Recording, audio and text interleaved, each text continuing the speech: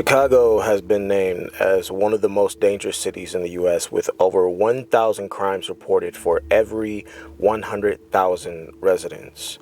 And today's case is just a microcosm of the violence that can befall even the most experienced of its citizens. Not even law enforcement is safe from the random violence that comes with residing in or near the urban inner city. It's May 6, 2023.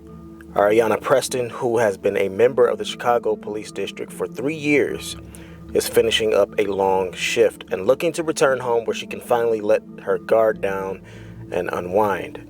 She arrives just outside of her home in the Avalon Park neighborhood around 1:40 a.m. in the morning. It's dark and the street is mostly quiet.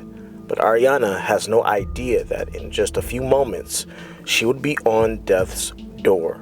Earlier that night, around midnight, 4 men are riding around the city looking for victims to rob. They find their first victim, a 33-year-old woman, in the 900 block of East 46th Street, and they steal her designer wristlet, a belt, credit cards, and her phone.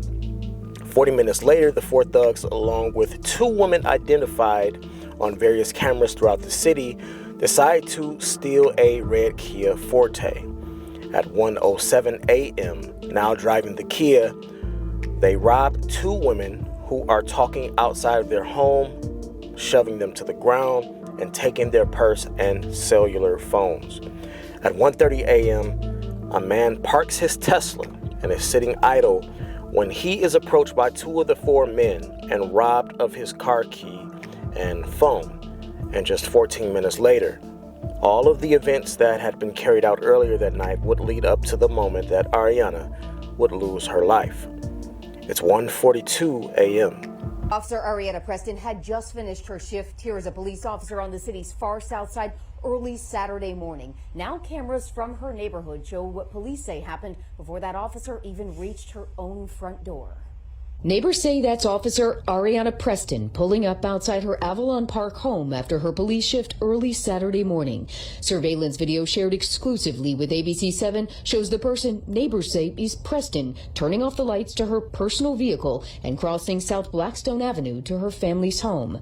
That's when a dark car pulls up, stops, and at least 1 person jumps out. I heard gunshots about 1:30 in the morning, and I froze, basically. The car then speeds off. Outside, investigators say 24-year-old Officer Areanah Preston laid in her family's front yard, shot multiple times. Looked out and I didn't see anything. I checked my phone, I didn't see anything. About a half hour later, the video shows Chicago police responding to the scene with SUVs swarming in from every direction. Officers quickly raced back to their cars, speeding off in search of the suspects. Neighbors say detectives quickly collected all of this video as part of their investigation. More than 36 hours after that, investigators and SWAT teams surrounded a home Sunday night near 76th and South Bishop, bellowing commands. We have the building surrounded. Come out with your hands up. The ABC7I team learned hours after that standoff, investigators arrested 2 men and 2 women in connection to Officer Preston's death. Tonight, investigators were back in Preston's neighborhood searching for any evidence still stuck at the scene of the officer's deadly ambush. And tonight there are 4 people in police custody, but so far none of them have still been formally charged. Tonight the Chicago Police Department says Areanah Preston's death will be considered a death in the line of duty. Areanah arrives home after completing her shift, and as she exits her vehicle and makes her way towards her home, the timing of this moment places the same 4 men who'd been stealing and assaulting victims earlier have now found Areanah by happenstance. As 2 of them rush out of the vehicle, they approach her attempting to steal whatever valuables they can, but they don't know that she's armed. And as they run towards her, she draws her gun, but she's not fast enough. And the 2 return fire, hitting her once in the face and another shot in the neck. After she is shot, surveillance catches one of the suspects who is bold enough to run back to Areanah's body and grab her gun before jumping into their stolen vehicle and escaping. The Chicago Police Department's ShotSpotter system records the gunfire at 1:42 a.m. But because of the backlog in the district, officers don't respond to the gunfire until they receive an alert from Areanah's Apple Watch to the 911 center at 2:02 a.m. She's rushed to the hospital by the police, but is pronounced dead. Meanwhile, the four men are busy torching the stolen vehicle that they had taken earlier in a vacant lot, and sometime after manages to sell off Areanah's police-issued firearm.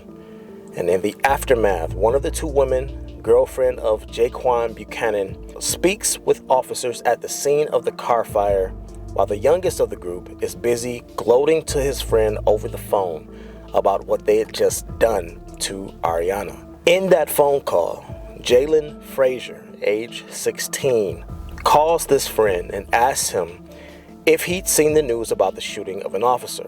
And like an idiot, he starts bragging about how it was his work. So that friend then goes straight to the police with this information. Once he's there, he pulls out his phone and calls Frazier on speakerphone in front of the detectives, where he unknowingly gives up all of the details to the police, even admitting to details that had not been released to the public, so they know that it's him. And it turns out that these four pieces of trash were so dumb that even if they didn't have the confession directly from the source, there was enough evidence gathered through cameras, cell phone data, ballistics, DNA, as well as the cooperation of the two women who accompanied these fools on a 2-hour crime spree across Chicago. Those two women are going to testify to a grand jury and help get these four pieces of gutter trash off the streets. Their names are Trevor Breland, age 15, Joseph Brooks, age 19, Jackson Buchanan, age 18, and Jalen Frazier, the youngest of the group, age 16, who will be tried as an adult. And these are the monsters and thugs that a lot of people will advocate for later on down the line, saying, "Free my bro." No, your bro is a piece of shit. Animals like this don't deserve to see another ray of sun. I hope they get whatever the maximum penalty is at sentencing. Areanah Preston never stood a chance in this attack and was caught completely off guard. She definitely did not deserve to lose her life on a whim after working to serve her community as an officer of the law. Afterwards, her commander stated that her last arrest of that evening, even the arrestee, once finding out the news of what had happened, began crying. And he said that it really was a moment that spoke to the credit of Officer Preston, because she was connected with everyone and a part of the community. She was known for her empathy, regardless of whatever role they were in or that they played. And Areanah was just days away from graduating from Loyola University with her master's degree. Prayers to her family and those that remain that have to mourn her passing. Areanah is the 600th officer to lose their life in the line of duty this year alone.